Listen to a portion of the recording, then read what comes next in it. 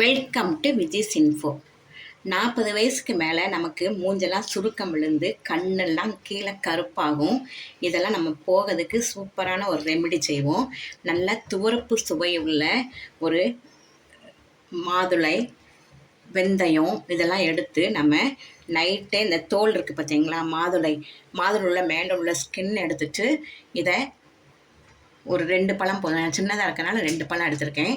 அதில் உள்ள ஸ்கின்லாம் எடுத்து ரிமூவ் பண்ணிவிட்டு அதையும் வெந்தயம் இருக்குது பார்த்தீங்க, வெந்தயம் ஒரு 2 ஸ்பூன் வெந்தயமும் நைட்டே நம்ம ஊற வச்சிடணும். தண்ணியில் நல்லா ஊற வச்சுட்டு காலையில் எழுந்திரிச்சு அது கூட கடுக்காய் பவுட்ரு பாருங்கள், கடுக்காய் பவுடரு ஒரு 2 ஸ்பூனு, இந்த மேல் தோல், மாதுளம்பழத்தோல், வெந்தயம் 3ஐயும் மிக்ஸியில் நல்லா அரைச்சிக்கிட்டு அதில் தேங்காய் எண்ணெயும் ஆலிவ் ஆயில் கொஞ்சம் குங்குமாதி தைலம் எடுத்து வச்சுருக்கேன். விட்டமின் இ கேப்சல்ஸ் இருந்தால் போட்டுக்குங்க.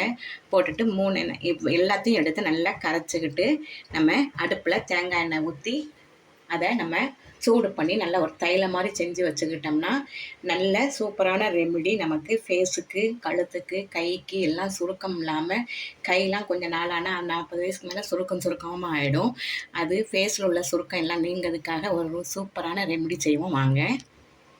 நம்ம நைட்டே ஊற வச்ச வெந்தயம், மாதுளம்பழத்தோல் எல்லாத்தையும் அரைச்சிக்கிட்டேன், கடுக்காய் பவுடர் எல்லாம் சேர்ந்து அரைச்சிக்கிட்டு தேங்காய் எண்ணெய், குங்குமாதி தைலம் 1 ஸ்பூனு, அதே மாதிரி ஆலிவ் ஆயில் 1 ஸ்பூன் போட்டு 1/2 லிட்டர் தேங்காய் எண்ணெய் ஊற்றி நல்லா செக்கில் ஆட்டின நல்ல எண்ணெய், நல்ல கம்பெனி எண்ணெய் வாங்கினீங்கன்னா சூப்பராக இருக்கும். அதை போட்டு ஒரு 20 நிமிஷமாக நான் காய்ச்சிட்டு இருக்கேன் பாருங்கள். இந்த நுரையெல்லாம் போயிடணும், நுரையெல்லாம் நல்லா அடங்கி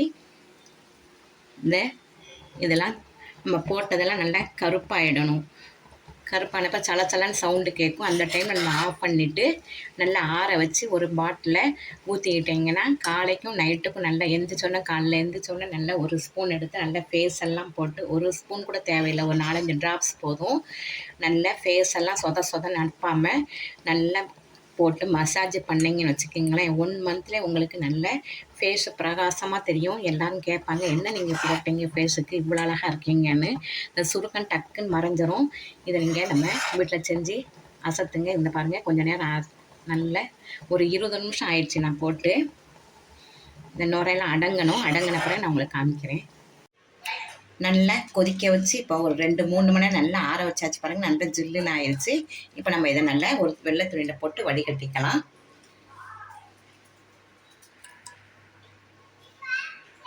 இதில் விலை கூடின பொருள் எதுவுமே கிடையாது.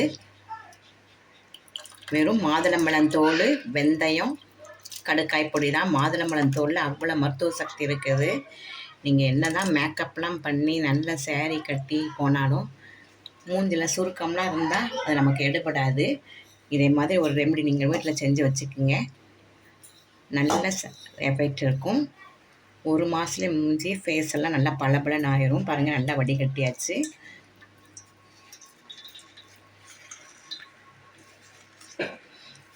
கண்ட இதெல்லாம் வாங்கி க்ரீம் இதெல்லாம் போடாமல் இதே மாதிரி நீங்கள் வீட்டில் ரெடி பண்ணிக்கலாம். பாருங்கள், நல்ல கலர்ஃபுல்லாக சூப்பராக இருக்குது. நம்ம இப்போ இதை ஒரு பாட்டிலில் ஊற்றிக்கலாம். ஒரு 4 ட்ராப்ஸ் ஊற்றினா போதும். ஃபேஸுக்கு நல்ல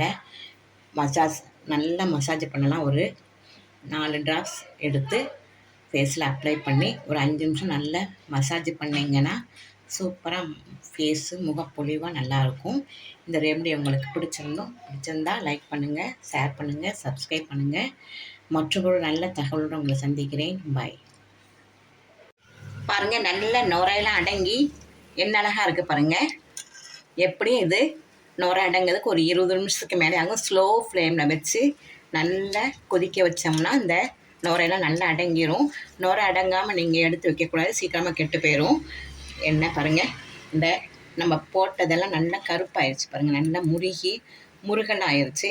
இதான் நமக்கு நல்ல ஸ்டேஜான பக்குவம். இப்போ நம்ம ஸ்டவ் ஆஃப் பண்ணிடலாம்.